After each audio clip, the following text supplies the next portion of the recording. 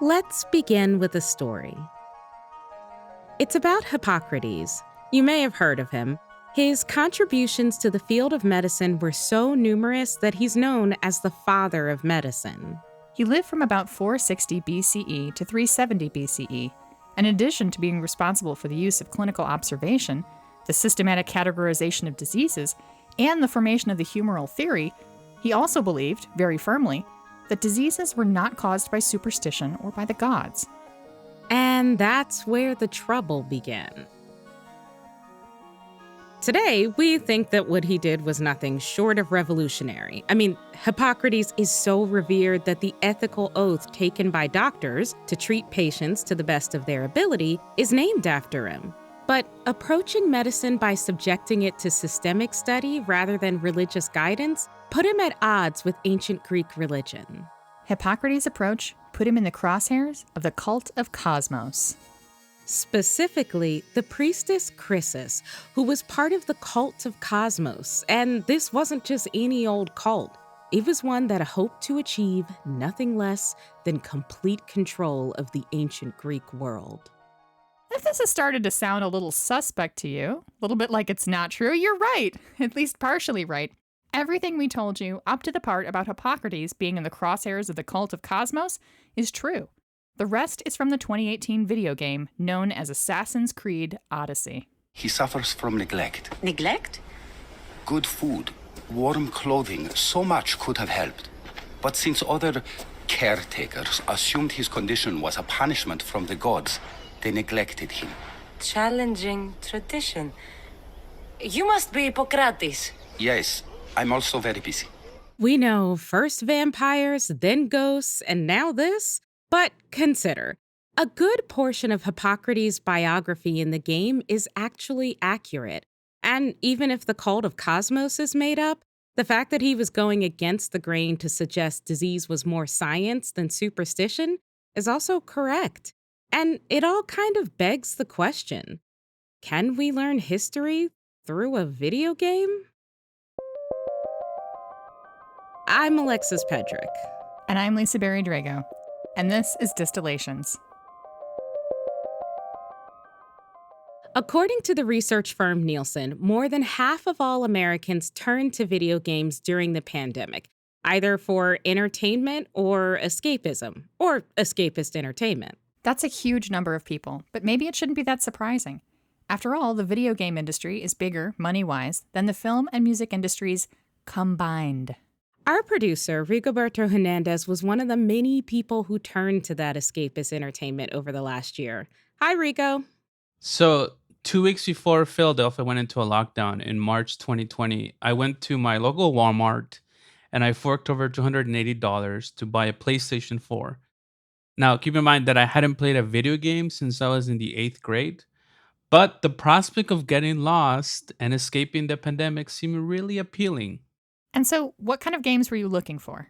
So I was in it for the single player experiences. I was partial to games with story and world building, what is known as open world games. And that's why I turned to Assassin's Creed games. I wanted to ride horses, play with swords, and hop on ships and sail to faraway lands. I wanted to feel like a kid again, and I wanted to play. And what started out as kind of this informal encounter with history turned out to be a really profound learning experience. Okay, a profound learning experience. So how so? Was it like watching a historical TV show or a movie?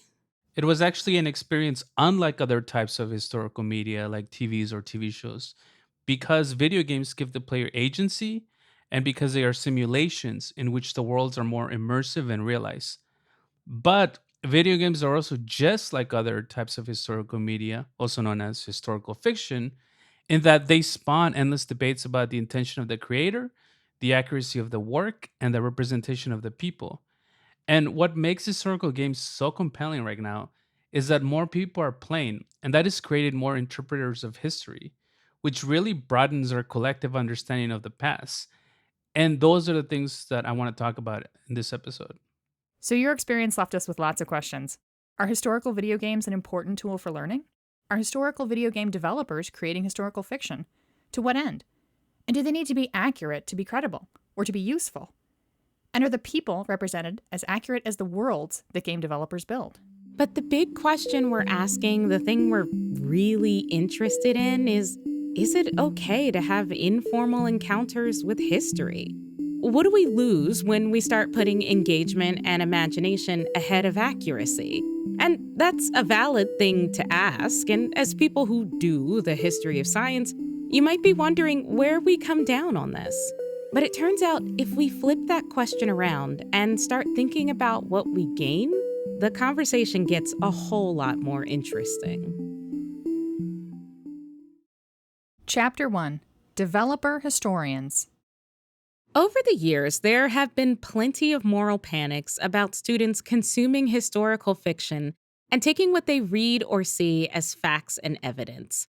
But that fear assumes that the facts and evidence that historians gather are complete and objective.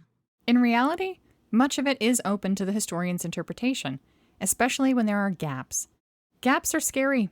Or, as historical fiction writer Hilary Mantel wrote in the novel Wolf Hall, it is the absence of facts that frightens people, the gap you open into which they pour their fears, fantasies, desires.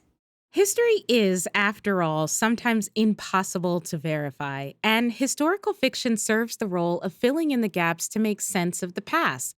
The point is not to blur the line between fact and fiction, but to actually highlight how that blur is history itself. This is why historian Adam Chapman, the author of Digital Games as History, calls video game developers developer historians. Though they work in very different domains and they have often different aims, the developers that are making historical games and the traditional historian writing history books actually share a lot of their processes.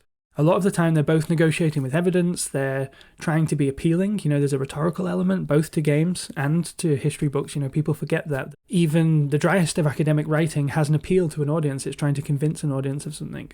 Both of them involve subjective decisions. The evidence can't tell us everything. Occasionally you have to make a decision. Often you have to make a decision about what that evidence means to you as a historian.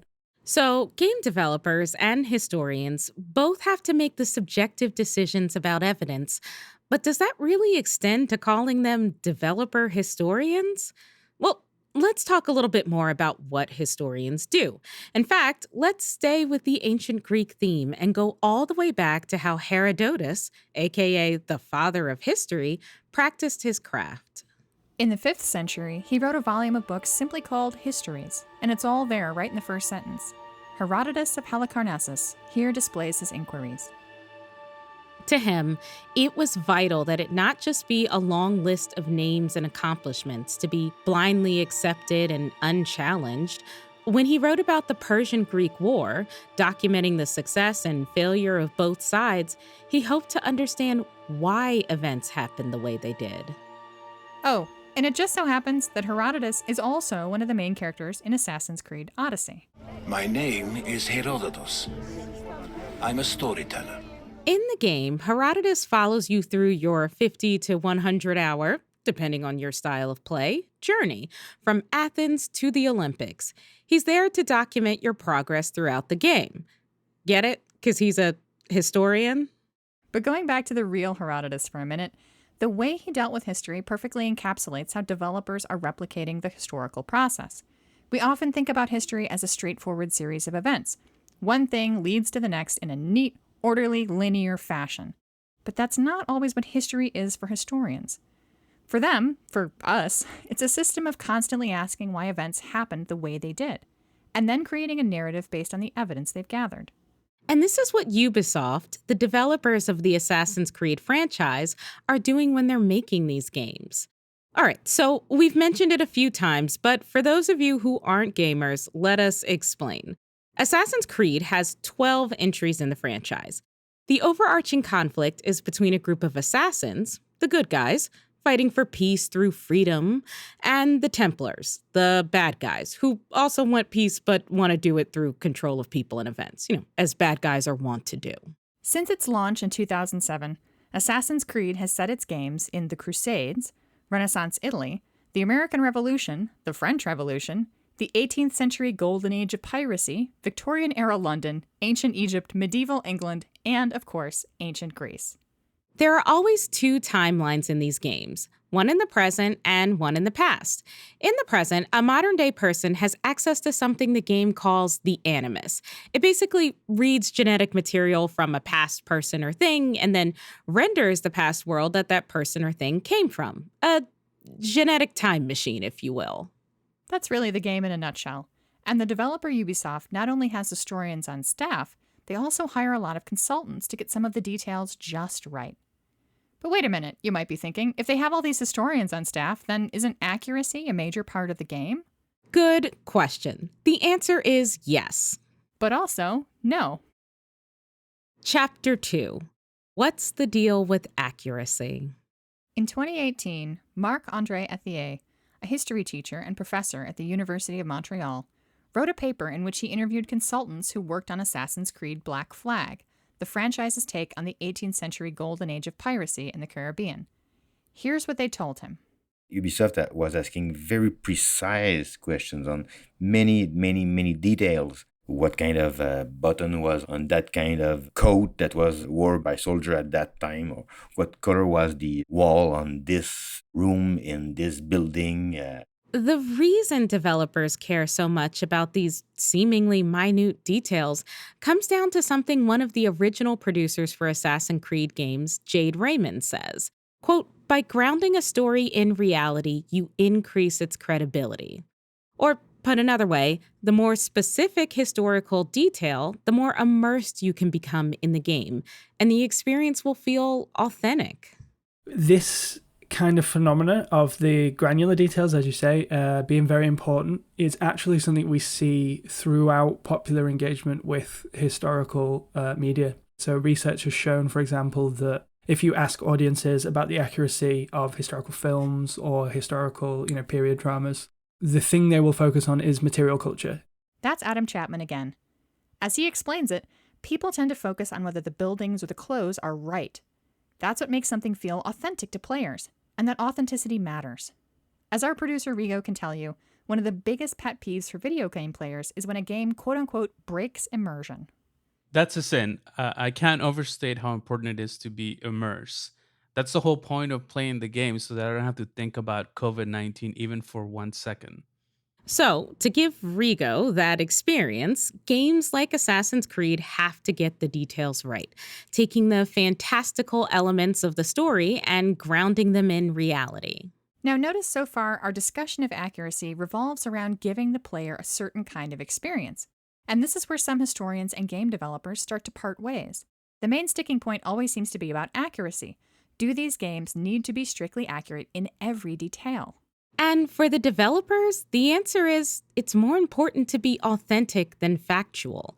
What video games are actually aiming to achieve is selective authenticity. That deal with history don't have to be historically accurate. They have to establish an authentic meaning of that period, of that idea, of that time. Because if you get the authentic feel of what it was like to be in the very first city, you have a much better understanding of early civilization than you would if you just read a book about the construction of the first grain storage facilities, right? That's Matthew Capel, a historian and anthropologist who edited a series of books on video games. Game developers are really trying to convey the feeling of the past, not necessarily to give a factual report about it. And that feeling can be a gateway for people to dive deeper into history. Take, for example, Assassin's Creed Syndicate, which is set in Victorian London. You team up with English naturalist, geologist, and biologist Charles Darwin. Charles Darwin, delighted to make your acquaintance. Your goal is to take down bad guys who are creating a quote-unquote soothing syrup that's supposed to cure everything. But in reality, it was mainly opium, and it was making people sick. In the game, you discover that the creator of the syrup is John Elliotson, a ruthless doctor who believes in mesmerism, a kind of hypnosis, and phrenology, a discredited field of study that supposes the shape and size of someone's skull is an indicator of their intelligence. He was a brilliant heart specialist until he became obsessed with phrenology and mesmerism. It ruined his career. In the game, Elliotson is working out of Lambeth Asylum. There, he performs cruel experiments on patients, like drilling holes in their heads, in front of an audience as a kind of show. We will compare the brains of our two specimens. Since both specimens had a propensity towards violent behavior, we should see similar protrusions in specific parts of their brains.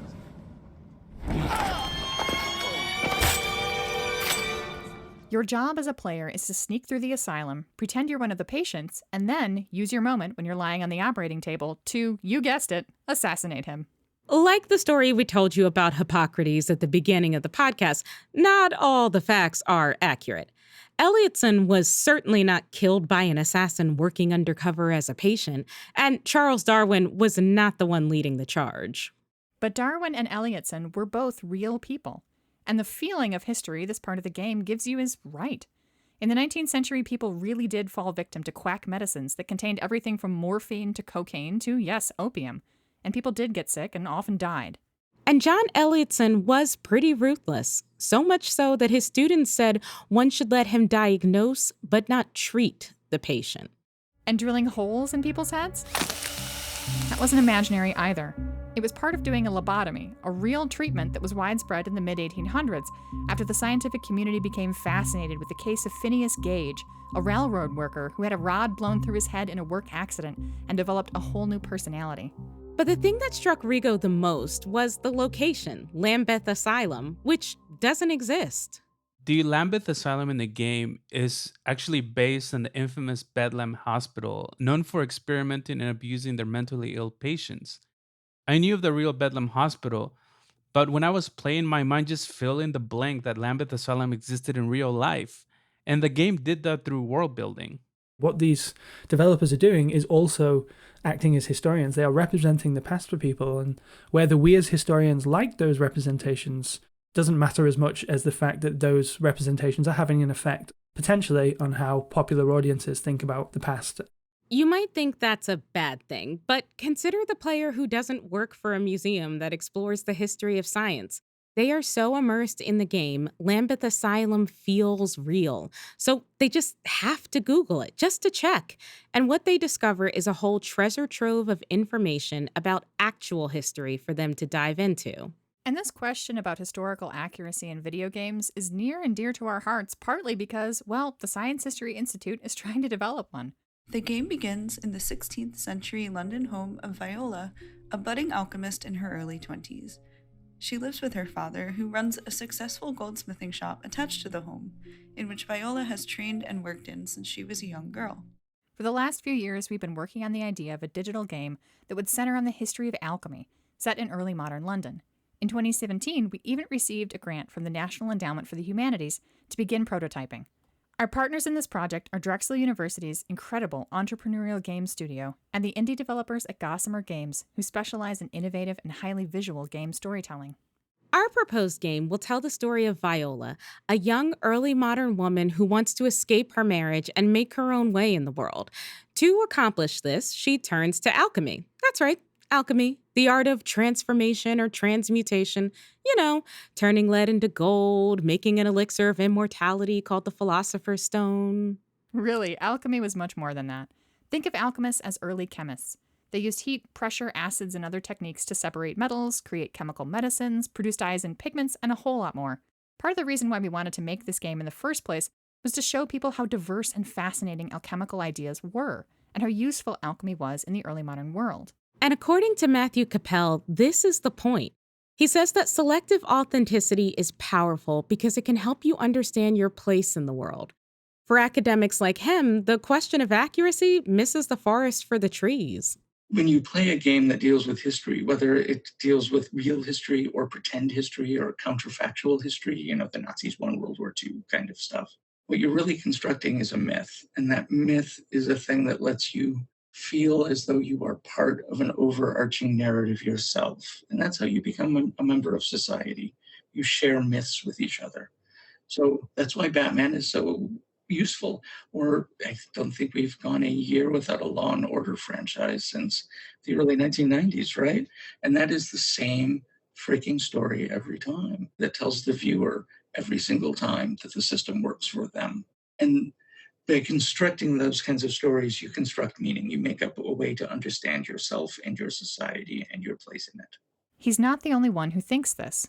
Plenty of teachers see the inaccuracy in video games as a jumping-off point, a teachable moment. Take, for example, Jeremiah McCall, a high school history teacher in Cincinnati who uses video games in the classroom. I don't want my students to take anybody as an authority figure that you just follow their account. I don't want them to take me that way. They probably do a lot of the time, but I don't want them to take me that way. I don't want them to take their readings that way. And I definitely am not interested in a game where you just sort of sit there and go, okay, it's that model. Thousands of years, right? People have talked about how education is about lighting fires, not about pouring stuff into people's brains. And it all kind of goes back to that. Sounds like Herodotus would have approved. And there's something else McCall is emphasizing about the experience he wants his students to have through video games: agency. Chapter 3: Agency and Simulation. The biggest difference between an Assassin's Creed video game and a period movie is that you, the player, have agency in the game. You push a button, and the character does something. And Rico, that was the whole draw for you, right? Yeah, in Assassin's Creed Origin, you play as a Mystios, which is the Greek word for mercenary, and you play as either Cassandra or Alexius. And I play the game as Cassandra because she's a better voice actor. And with her as my avatar, I could parkour famous landmarks like the Acropolis. I could use a spear, a sword, a bow, and fight against the Athenians or the Spartans, or both. I could carry out assassin missions in ancient Greece. I could move the main story forward by doing the tasks the game instructs me to do, or I could just spend hours doing side missions, like finding ancient artifacts for Pythagoras, the father of math, and your actual father in the game. And that's the beauty of Assassin's Creed. It's a video game franchise that uses history as its playground. And since I play the main character in the game, it is also my playground. Normally, the story space is somewhere that only the historian has any agency. They get to decide what comes and goes in that space and what emerges from that space and eventually produces the book. That's not the case in video games.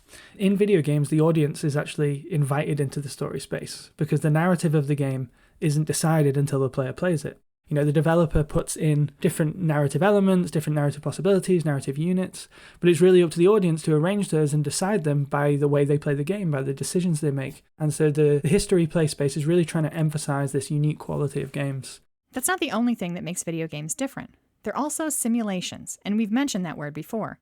Simulations are really helpful in science. They're a way to predict what things will happen and why. Scientists use them to test out ideas and make models and see how complex systems are going to work.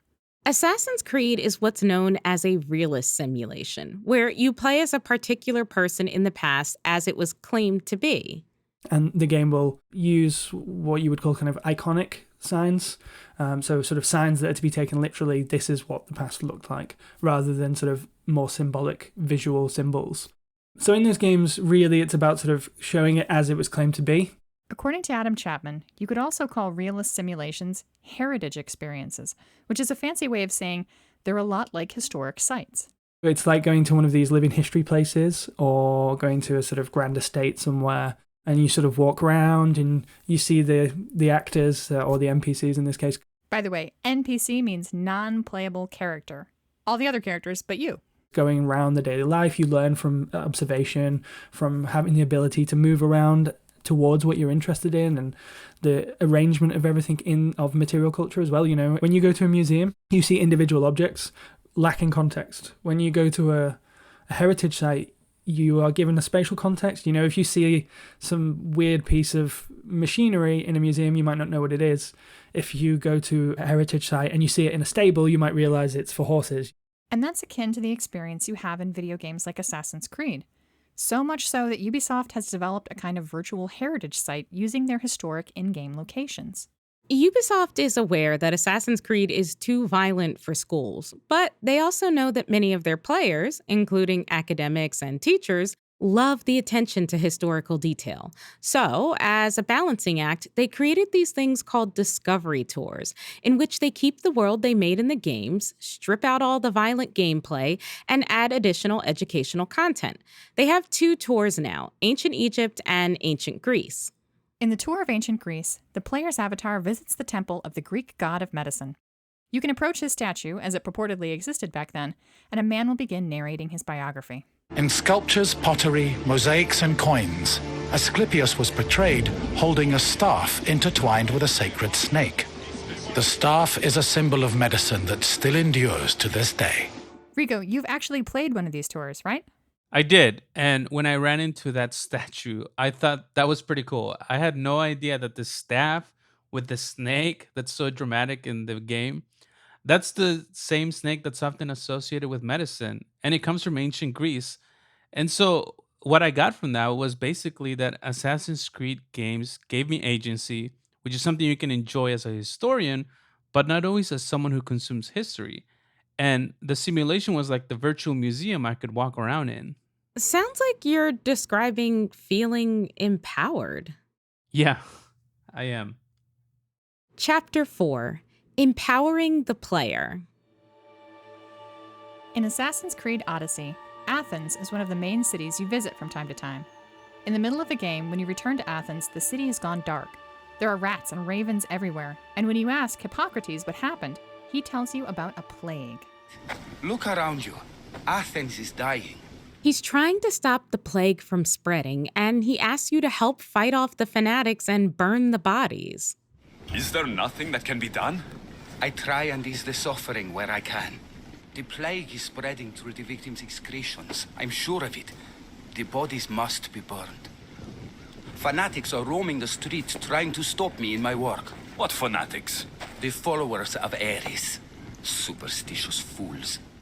The plague of Athens depicted in the game did happen in real life, and there are some accounts that Hippocrates built a great fire which helped the unhealthy atmosphere around the city. The cause of the plague is still debated, as is his role in mitigating it.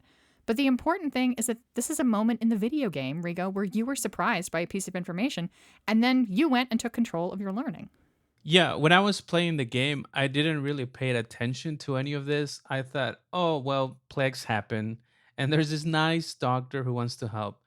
But it did spark my curiosity, and so I looked it up, and that's when the game really solidified my learning. The game provides lots of jumping off points, and I just explore the ones that were interesting to me. And this is me talking to Adam Chapman about my experience. The big aha moment for me was playing Assassin's Creed Odyssey and like spending 60 hours in this world. And then I was like, oh, like I wonder what Greece looks like. And then I Google Greece, and then I saw the map, and it was exactly the same map. And I was like, whoa, this is really cool. Like I understand this in a different way now.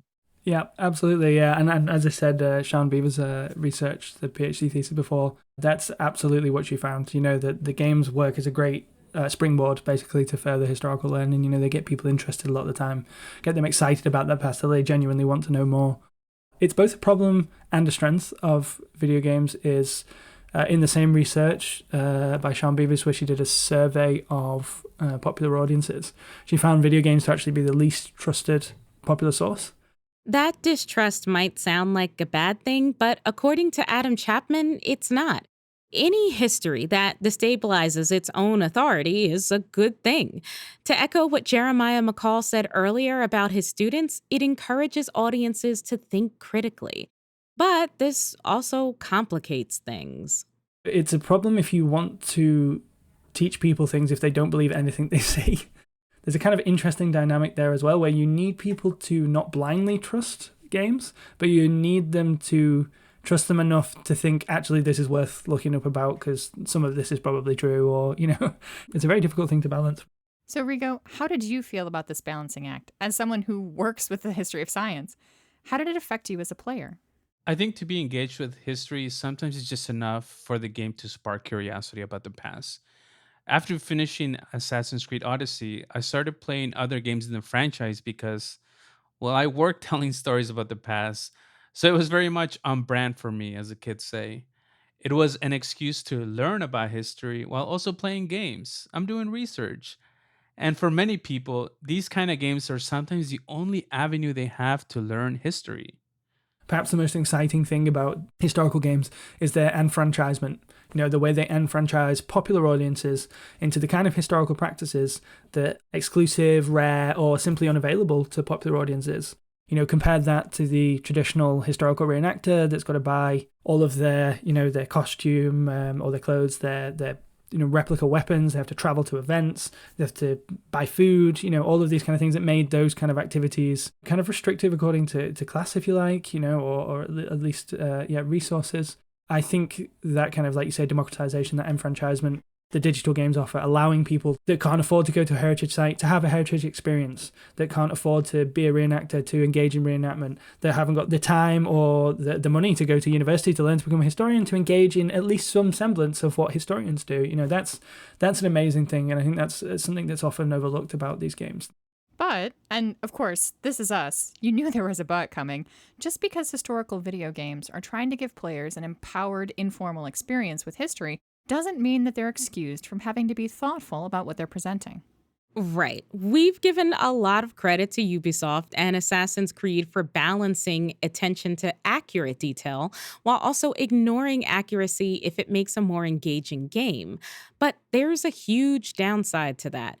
Adrienne Shaw is a media studies professor at Temple University. She says by focusing too much on realism, Assassin's Creed deflects criticism and sidesteps the possibility of presenting history more critically. She calls it the tyranny of realism.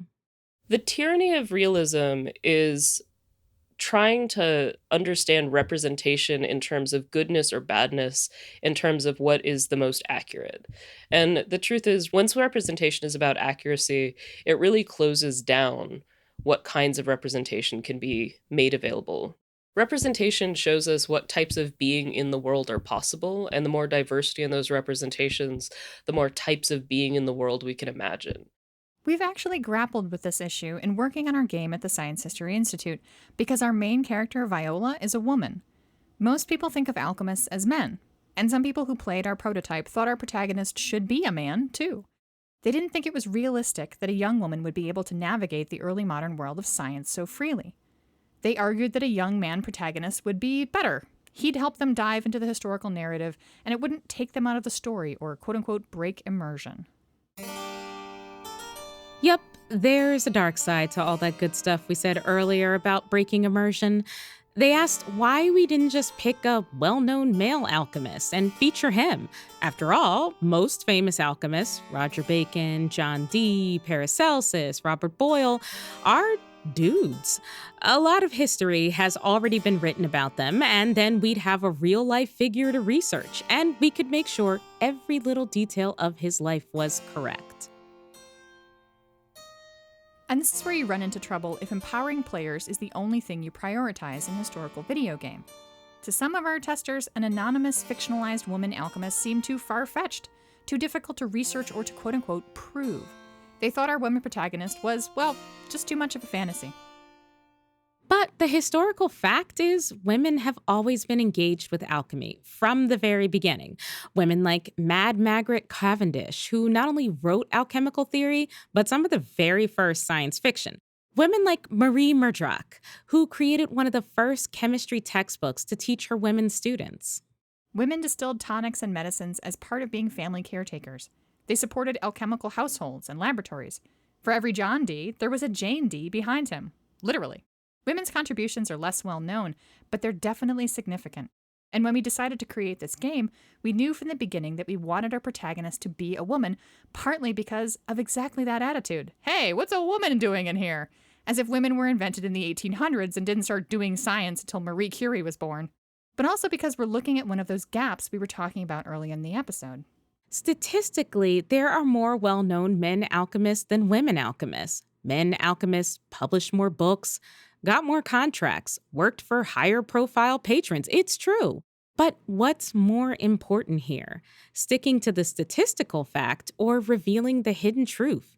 That women contributed to alchemical knowledge and that they've been denied their place in science history for too long.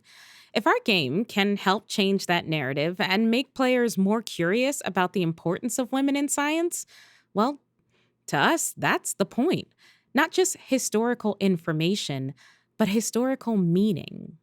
Just think about what Matthew Capel said earlier, that selective authenticity can help you find your place in the world. Consider that women are still underrepresented in STEM, even though we've made progress in leaps and bounds.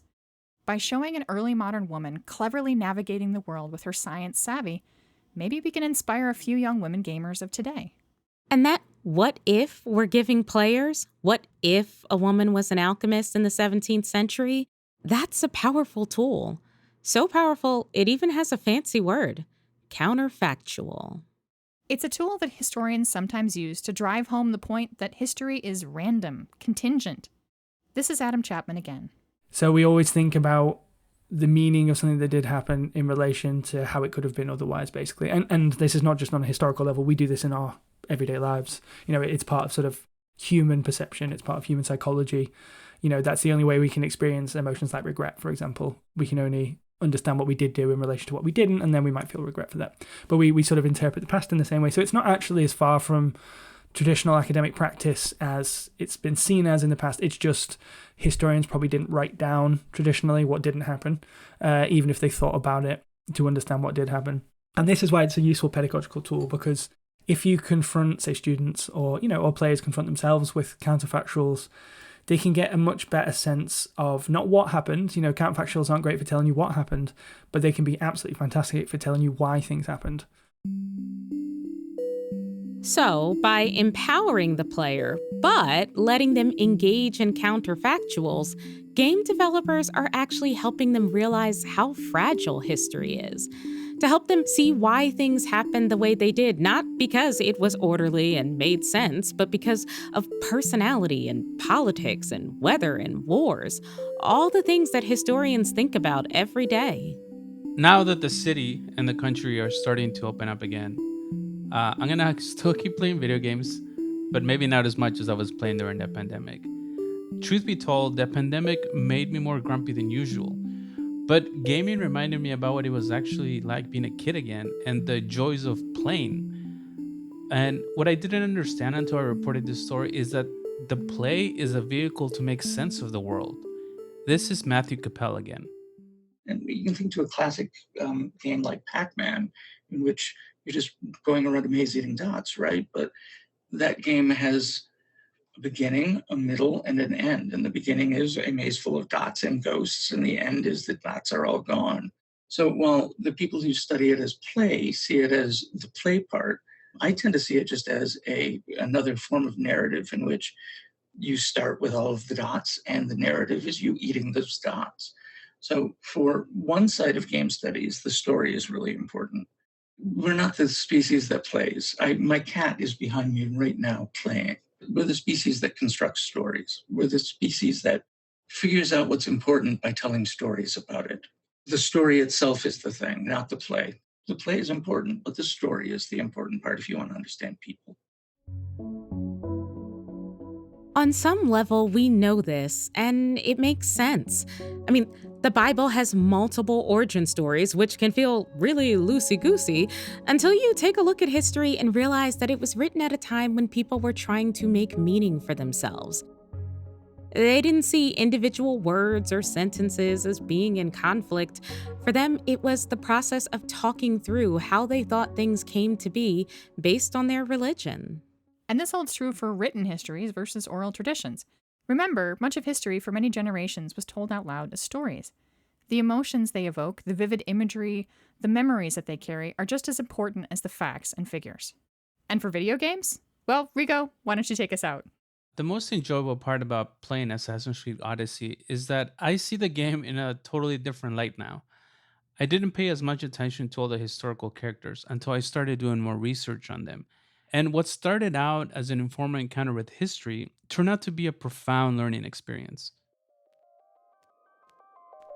Thanks for listening to this episode of Distillations. Remember, Distillations is more than a podcast. It's also a multimedia magazine. You can find our videos, stories, and every single podcast episode at distillations.org. And you'll also find podcast transcripts and show notes.